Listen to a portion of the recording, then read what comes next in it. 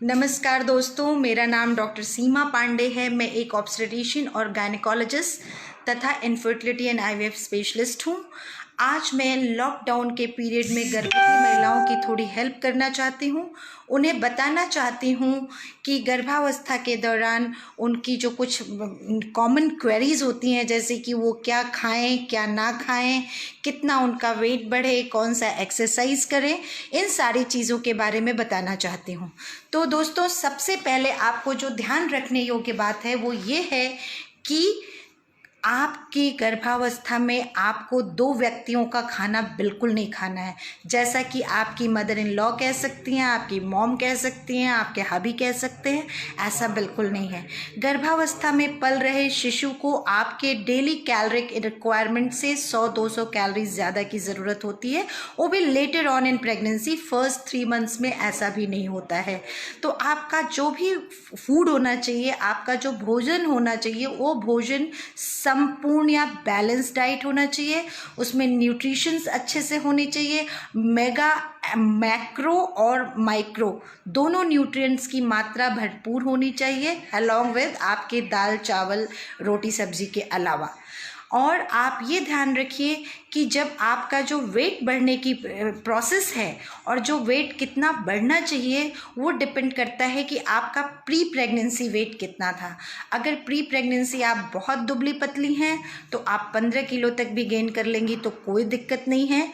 लेकिन अगर आप प्रेगनेंसी शुरू होने के पहले ही हेल्दी हैं तो बहुत ज़्यादा वेट गेन करने की ज़रूरत नहीं है। 8 किलो आपके लिए बहुत है।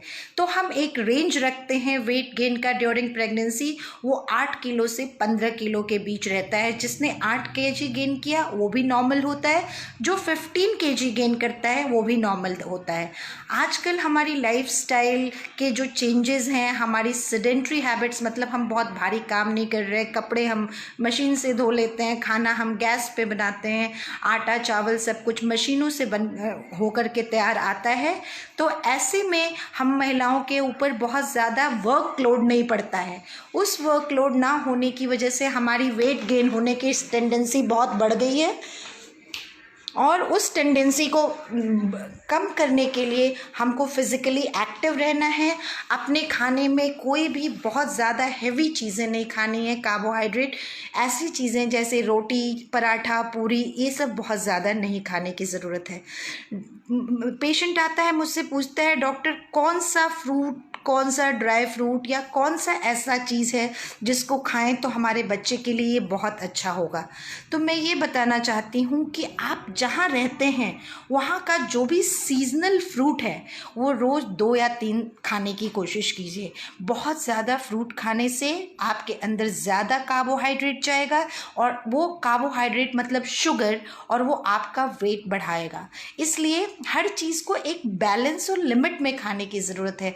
और कोई भी ऐसी चीज़, जैसे मैं कहती हूँ अनार 250 रुपये किलो का खरीद के खाने के बजाय, जो इस वक्त ये सीज़न है, तरबूज, खरबूज और खीरा, ककड़ी, सेब, केला, जो भी फ्रूट्स इजीली अवेलेबल हैं आपके इलाके में, उसको खाने की कोशिश करें और वो आपके लिए अच्छा होगा। आपका खाना फ्रीक्वेंट होना चाहिए, हर 2 से 4 घंटे पे थोड़ा थोड़ा खाना चाहिए। और खाने में रोटी चावल की मात्रा आपको बहुत बढ़ाने की ज़रूरत नहीं है। आपके खाने में दूध की, दाल की, लेग्यूम्स होते हैं और लेंटल्स होती हैं। लेंटल हम दालों को कहते हैं और लेग्यूम्स हमारा राजमा, छोला, चना, ये सारी चीज़ें होती हैं। तो हर हमारे खाने की जो प्लेट होनी चाहिए उसमें आप अगर 2 चपाती लेती हैं, 1 कटोरी दाल लेती हैं, तो आपकी 1 सैलड प्लेट भरी होनी चाहिए जो आपको खाना है। अगर आप एक साथ नहीं खा पाते हैं तो लंच या डिनर के 1 घंटे पहले अपने सैलड को खा लीजिए और उसके बाद खाना खाने की कोशिश कीजिए। ड्राई फ्रूट्स हैं जो कि बहुत ही रिच सोर्स होते हैं माइक्रो न्यूट्रिएंट्स के। आजकल आप देख रहे होंगे कि गूगल पे बहुत सारे सीड्स के खाने की बात की जा रही है।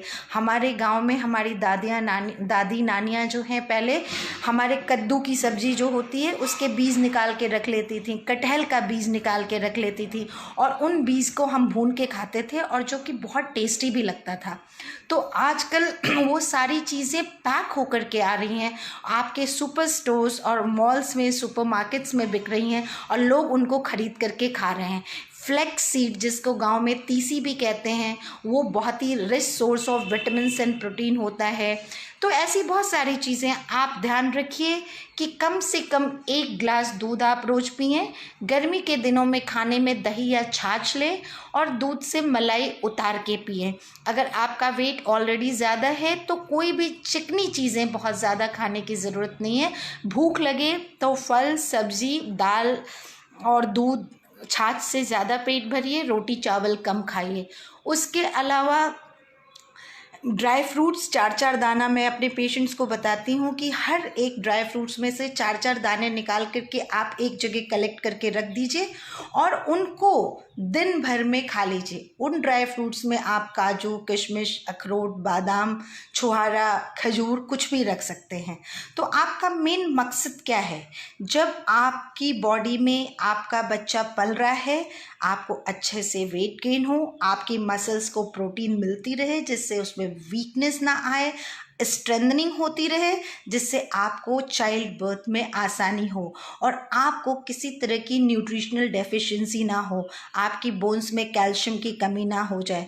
तो इन चीज़ों को अगर आप नेचुरल सोर्स से खाएंगे तो वो आपको ज़्यादा सूट करेगा, आपको फ़ायदा करेगा।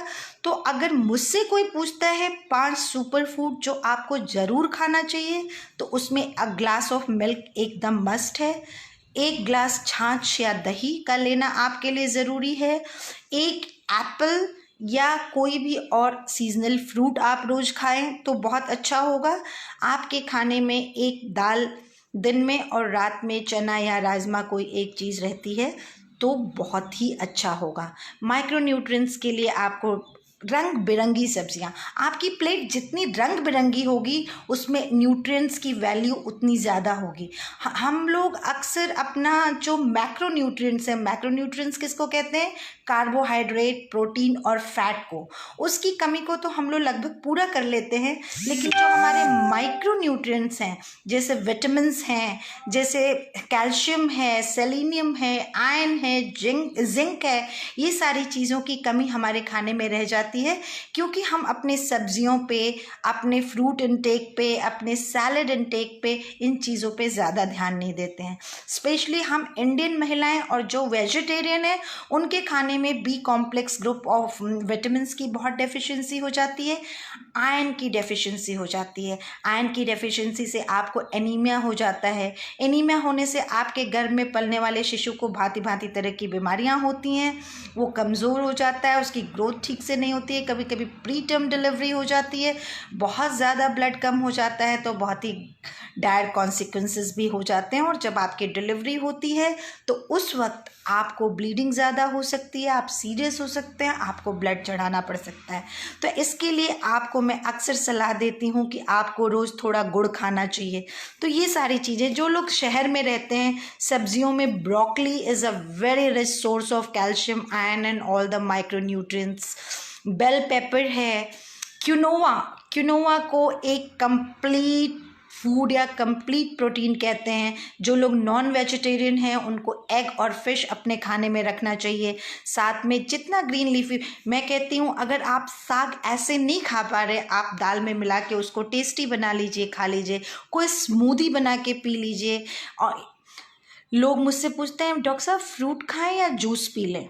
जूस आप याद रखिए, मैं मरीज़ों को अपने बताती हूँ कि सिर्फ चीनी है। आपने फ्रूट का सारा मेन पार्ट तो निकाल के फेंक दिया, बस उसमें से जितना शुगर था उसको इकट्ठा कर लिया। जूस उन लोग के लिए बना है जो लोग मुंह से खा पी नहीं सकते हैं या बहुत बीमार हैं। जैसे जॉन्डिस का पेशेंट है, उसका लिवर अच्छे से काम नहीं कर रहा है, वो खाता है, वो जूस पीता है, मुंह से उसको खाना हजम नहीं हो रहा है तो समझ में आता है। लेकिन एक प्रेग्नेंट महिला को ऐसी कोई भी ज़रूरत नहीं है। वो अगर फ्रूट खड़ा खाती है तो उस फ्रूट को खाने से क्या होगा, जो उसका रफेज है उसको फाइबर इनटेक उसका बढ़ेगा, उसका फाइबर इनटेक बढ़ेगा तो उसका पेट अच्छे से साफ होगा। उसको कॉन्स्टिपेशन, जो कि प्रेगनेंसी की मैंने पहले भी बताया था बहुत कॉमन प्रॉब्लम है, क्यों होती है? एक रिलैक्सिन नाम का हार्मोन हमारी बॉडी निकालती है जिससे हमारा यूट्रस को वो शांत रखता है, और जब वो यूट्रस को शांत रखता है तो उन सारी चीज़ों को, जो भी मूवमेंट करने वाले ग्रंथियां होती हैं या अंग होते हैं जैसे हमारा खाने की नली, उन सबको भी कंपैरेटिवली स्लो कर देता है और उस स्लोनेस की वजह से आपको कॉन्स्टिपेशन होता है।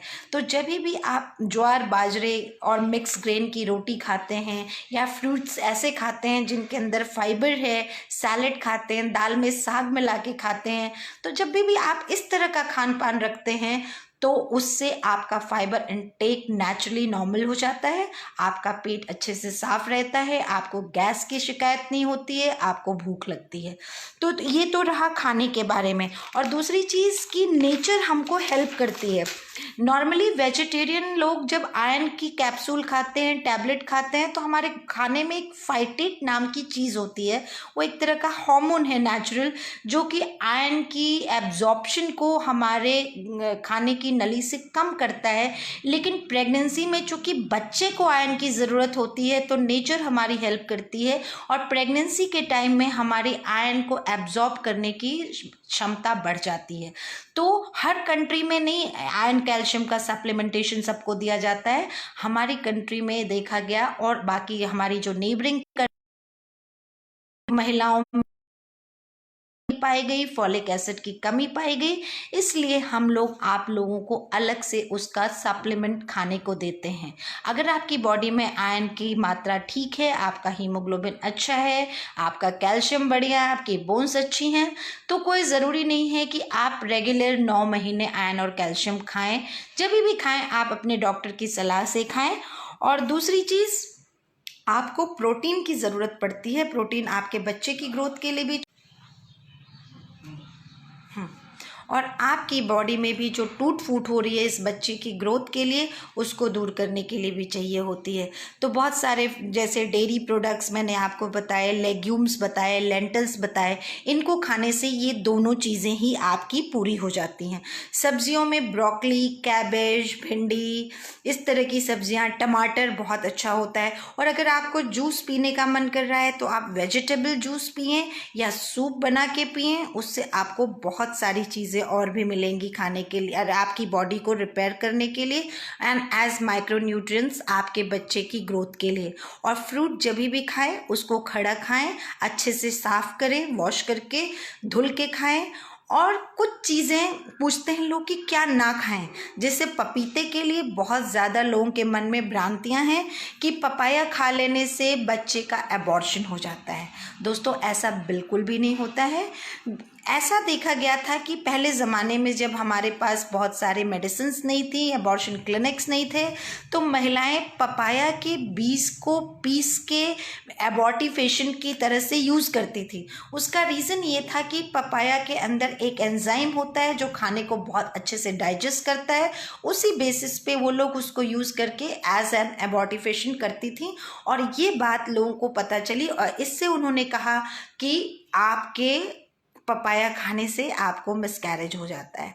तो मैंने ये क्वेश्चन बहुत ज़्यादा सुना, मैंने नेट पे ढूंढा तो ये पाया कि कच्चा पपाया हम फर्स्ट ट्राइमेस्टर में बिल्कुल स्पेशली मना करते हैं खाने के लिए, लेकिन पका हुआ पपाया में वो चीज़ नहीं होती है, उसको आप खा सकते हैं। लेकिन पेशेंट अगर मुझसे बार बार पूछता है तो मैं उसको ये बोलती हूँ कि देखो भाई, कोई ज़रूरी नहीं, अगर आप पपाया नहीं खाएंगे तो भी काम चल जाएगा। आपके पास उसके अलावा बहुत सारी और चीज़ें हैं जो आप खा सकते हैं और बिना पपाया खाए भी आपका काम चल सकता है। मेरी माँ तो सिर्फ और सिर्फ पपाया खाती थी, मैं आपको बता रही हूँ, मुझे कुछ भी नहीं हुआ था। दूसरी चीज़, चाय और कॉफ़ी के लिए आपका मन करता है चाय पीने के लिए, कॉफ़ी पीने के लिए, लेकिन मॉम इन लॉ कहती है नहीं प्लीज़ मत पियो, इससे दिक्कत हो जाएगी। तो कैफ़ीन इनटेक अगर आप एक रीज़नेबल अमाउंट में लेते हैं, क्वांटिटी में लेते हैं, तो कुछ भी नहीं होगा। आप दिन भर में 2 कप कॉफ़ी या 3 कप चाय आराम से पी सकते हैं। अगर आपको गैस्ट्राइटिस नहीं है, आपके पेट में जलन नहीं हो रही है, आपको बहुत ज़्यादा उल्टियाँ नहीं हो रही हैं। उसके अलावा आप नींबू नमक पानी का शिकंजी दिन में 1-2 बार पी सकते हैं। अगर आप डायबिटिक नहीं हैं, हाइपरटेंसिव नहीं हैं, आप छाछ पी सकते हैं, आप नारियल पानी पी सकते हैं, जैसा मैंने आपको पहले आपने वीडियो में बताया था। अब वो चीज़ें कि क्या हमको नहीं खाना चाहिए, उसमें मेरे हिसाब से आप बीमार नहीं हैं, आप एक कंप्लीटली हेल्दी ह्यूमन हैं। और आप इस ब्लिस को एंजॉय कीजिए कि आप प्रेग्नेंट हैं। आपको कोई भी चीज़ मॉडरेशन में खाने के लिए मना ही नहीं है। कोई भी चीज़ एक्स्ट्रा कोई भी खाता है तो उससे प्रॉब्लम होती है, तो वो आपको सिर्फ मना है। बेसिकली मैं क्या मना करती हूँ, मैं आपको जैसे पहले बता रही थी कि हमारी लाइफस्टाइल बहुत सेडेंट्री हो गई है और हमारा सब कुछ बहुत ही एडवांस हो गया है। काम हम कम करते हैं, खाना बहुत रिफाइंड खाते हैं, तो हमारी वेट गेनिंग टेंडेंसी ज़्यादा हो गई है। उस पे से हमारी अगर हिस्ट्री है फैमिली में शुगर की, ब्लड प्रेशर की, हार्ट की, और हम इतना वेट गेन कर रहे हैं, तो हम प्रोन हो जाते हैं प्रेगनेंसी में डायबिटीज़ के लिए या प्रेगनेंसी इंड्यूस्ड हाइपरटेंशन के लिए। वेट गेन एक्स्ट्रा बिल्कुल भी अच्छा नहीं है, तो इसलिए हम सलाह देते हैं कि आपको तली भुनी चीज़ें बहुत ज़्यादा नहीं खाना चाहिए। प्रेगनेंसी में आपका मन खराब होता है, आपको बहुत सारी चीज़ें चटपटी तीखी खाने का मन करता है, लेकिन ये ध्यान रखना है कि जब भी वो चीज़ें खाएं वो घर पे बनी हों, साफ़ सुथरी हों, अच्छे तेल में बनाई हों। कोई भी पैक चीज़ों पर स्नैकिंग मत करते रहिए, जैसे टीवी देख रहे हैं बिस्किट का पैकेट निकाल लिया खाते जा रहे हैं, वो नुकसान करता है। मिक्सचर, आपको नमकीन खाने का मन कर रहा है, आप घर में कॉर्नफ्लेक्स, मूंगफली, चूड़ा, ये सब मिला करके अपने लिए अच्छा सा नमकीन तैयार करके रख सकते हैं। जितनी पैक्ड चीज़ें हैं वो खाने को मैं मना करती हूँ। और उसके अलावा कच्ची, ठीक से ना पका हुआ कोई भी नॉनवेज प्रिपरेशन, वेजिटेबल प्रिपरेशन, जिससे आपको इन्फेक्शन हो सकता है, इनडाइजेशन हो सकता है, उन चीज़ों को खाने को मना करती हूँ।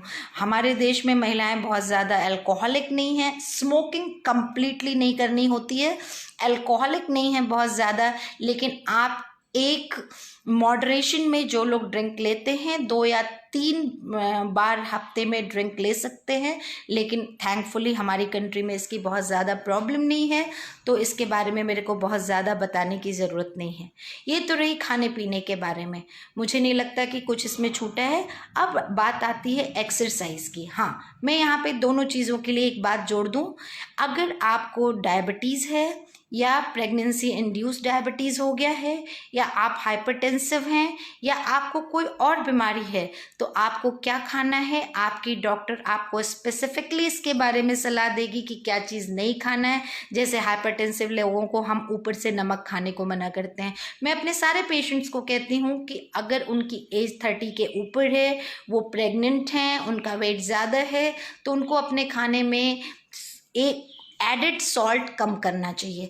एडिड सॉल्ट कम करने का मतलब क्या है, आप चटनी, अचार, सलाद, इन चीज़ों में नमक ऊपर से मत खाइए, खाने में ऊपर से नमक मत डालिए, और कोशिश करिए कि एक वक्त बिना नमक वाला भी खाना अगर खा लेती हैं, दूध रोटी स्नैक में या कहीं पे भी, तो चलेगा। और उसके अलावा मैं बहुत लोगों को कभी कभी रॉक सॉल्ट या सेंधा नमक का प्रयोग करने को कहती हूँ, क्योंकि वो उतना ज़्यादा रिफाइंड नहीं है, तो उसका सोडियम कंटेंट कम होता है।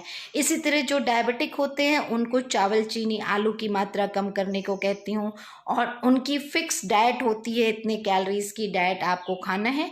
नॉर्मल वर्किंग फीमेल जिसकी बीएमआई क्या होता है, आपका बॉडी का वेट को अगर आपके हाइट से भाग दे दिया जाए तो जो नंबर आता है वो आपका बीएमआई होता है, और उस बीएमआई के हिसाब से हम आपका कैलोरी इनटेक डिसाइड करते हैं। नॉर्मल महिला जो भारतीय 50 से 60 किलो की है, प्रेगनेंसी के दौरान उसके कैलोरी इनटेक 1500 से 2000 या 2200 कैलोरी तक होना चाहिए, अगर वो कोई भी बहुत भारी भरकम काम नहीं करती है। अब नंबर आता है एक्सरसाइज का। दोस्तों, हमको एक्सरसाइज अपने को ठीक रखने के लिए करना है, अपनी खुशी के लिए करना है। इसलिए नहीं करना है कि हम एक्सरसाइज ज़्यादा करेंगे तो हमारा बच्चा नॉर्मल हो जाएगा। ऐसे में कभी कभी लोग ओवरडू कर देते हैं एक्सरसाइज को, और उनको समय से पहले पेन हो जाता है, या उनको पेन होता रहता है, ब्लीडिंग आती रहती है वजाइना से, उसमें वो एक्सरसाइज करते रहते हैं। वो भी कैसी एक्सरसाइज, चक्की चलाना, चावल कूटना, आटा पीसना, ये सारी चीज़ें करने से आपको कॉम्प्लिकेशन हो सकता है। कोई भी एक्सरसाइज उतना ही करें जितने में आपको थकान ना हो और जितना करके आपको अच्छा लगे, आपको मूड फ्रेश हो। आजकल बहुत सारे ऑनलाइन कोर्सेज हैं, बहुत सारे ऑनलाइन ऐप्स हैं और वीडियोस हैं जिनमें वो दिखाते हैं कि कौन सी एक्सरसाइज आपको प्रेगनेंसी के दौरान करनी चाहिए। मेरे हिसाब से ब्रिस्क वॉकिंग, थोड़ा तेज कदम से स्मूथ सरफेस पे चलना बेस्ट एक्सरसाइज होता है प्रेग्नेंट महिलाओं के लिए। अगर आप स्विमिंग करती हैं तो मॉडरेट स्विमिंग 10 से 15 मिनट जितने में आप कर सकती हैं। जो लोग पहले से एक्सरसाइज कर रहे थे प्रेग्नेंट होने के पहले, उनका लेवल ऑफ फिटनेस अलग होता है उनसे जिन्होंने कभी एक्सरसाइज नहीं किया है। जो घर में एक्सरसाइज करते हैं उनके पास एक तरह की साइकिल होती है स्टेशनरी, उसको भी वो चला सकते हैं क्योंकि उस पे से उनको गिरने का खतरा नहीं होता है। दोस्तों, आपको ये ध्यान रखना है कि ज्यों ज्यों आपका पेट निकलता है आपकी बॉडी का बैलेंस गड़बड़ होता है, आपका सेंटर ऑफ ग्रेविटी चेंज होता है, तो आप बहुत जल्दी इधर उधर गिर सकते हैं। और आप अगर ऐसे में लेथार्जिक वे में बैठे रहते हैं, कुछ भी नहीं करते हैं, तो आपकी मसल्स की स्ट्रेंथनिंग कम हो जाती है। और आपको चाइल्ड बर्थ के समय आपकी मसल्स का मजबूत रहना बहुत ज़रूरी है। या जब एक बार आपकी डिलीवरी हो जाएगी, 9 महीने आप अगर कंप्लीट बेड रेस्ट पे है तो आपके मसल्स में सैगिंग हो जाएगी, आपकी फिगर उतनी जल्दी फिर से नॉर्मल पे नहीं लौट पाएगी। तो इसलिए थोड़ा बहुत एक्सरसाइज करते रहना चाहिए, लेकिन जो भी एक्सरसाइज करें अपने डॉक्टर की सलाह लेके करें। मेरे पास कुछ वीडियोस थे, कुछ प्रेजेंटेशंस थी जो कि मैं इस लाइव सेशन में दिखा नहीं पा रही हूँ। प्री नेटल योगा के नाम पे बहुत सारे योगा है ऑनलाइन, मैं नीचे बाद में इस लिंक में लिख के डाल दूंगी। उन पोजेस को वो मुझे अच्छे लगे, वो आपको करना चाहिए वॉकिंग के अलावा अगर आप करना चाहती हैं। और स्क्वाटिंग, लास्ट ट्राइमेस्टर में जब प्रेगनेंसी करीब आ रही है तो पालती लगा के बैठना या झाड़ू पोछा करने से जो आपकी स्क्वाटिंग पोजीशन में आपकी पेल्विक मसल्स खुलती हैं वो करना अच्छा होता है। बाकी टाइम में वॉकिंग के अलावा अपने हाथ पैरों की स्ट्रेंथनिंग के लिए थोड़ा सा आप अपने हाथों में माइल्ड वेट लेकर के उसको चलाने की कोशिश कीजिए, अपने पैर को हिलाने की कोशिश कीजिए। उठक बैठक टाइप की हाफ पोजीशन में 10 से 15 बार आप कर सकते हैं।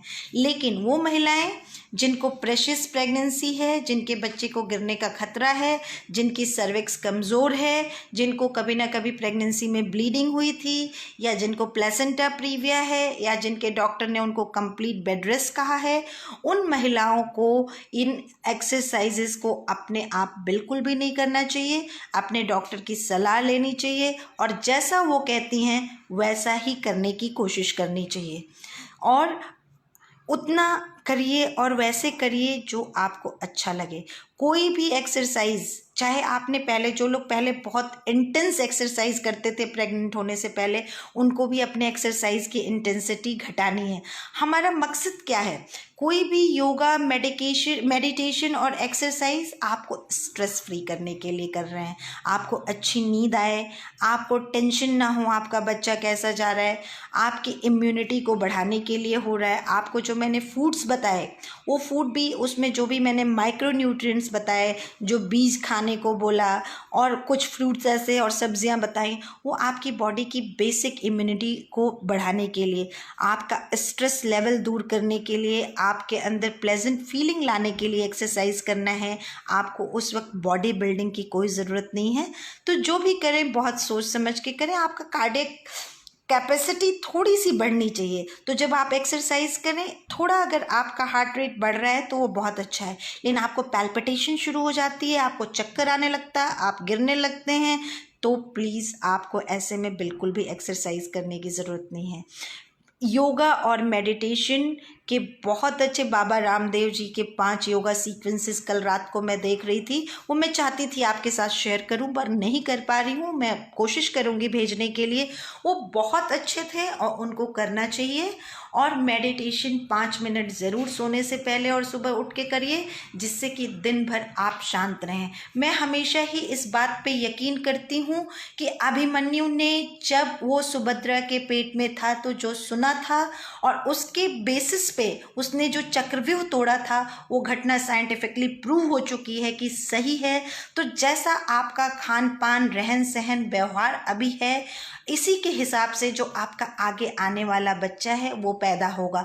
तो बहुत अच्छे से रहना है, खुश रहना है। खाने के लिए मियाँ बीवी में टेंशन नहीं करनी है कि ये तो खाती नहीं है। डॉक्टर के पास जब भी हस्बैंड आता है उसकी दो ही शिकायत होती है, मैडम ये तो खाती नहीं है, ये तो मेरी कोई बात सुनती नहीं है, फ्रूट्स आके सड़ जाते हैं। प्लीज़ ऐसा मत कीजिए। आपको भी समझना होगा कि प्रेगनेंसी में बहुत सारे चेंजेस होते हैं जिससे मूड स्विंग्स होते हैं, और आप जो महिला हैं आपको भी ये समझना होगा कि अपने हस्बैंड की उस केयर या अपनी फैमिली को समझें और उसको कुछ हद तक फॉलो करने की कोशिश करें। जो अच्छा लगे, जितना अच्छा लगे खाइए, जितना अच्छा लगे उतना ही एक्सरसाइज करिए, मगर खुश रहिए। Thank you so much. आप लोगों के बीच आकर के आपसे बात करना मेरा फेवरेट हॉबी है और मुझे बहुत अच्छा लगा। आपके कोई भी प्रश्न हो तो आप इस कमेंट बॉक्स में डाल दें, मुझे जब भी समय मिलेगा मैं उनका उत्तर देने की कोशिश करूँगी। अगर कोई पॉइंट मुझसे छूट गया है आप मुझसे बेहिचक पूछ सकते हैं, वो मैं आपको बता दूँगी।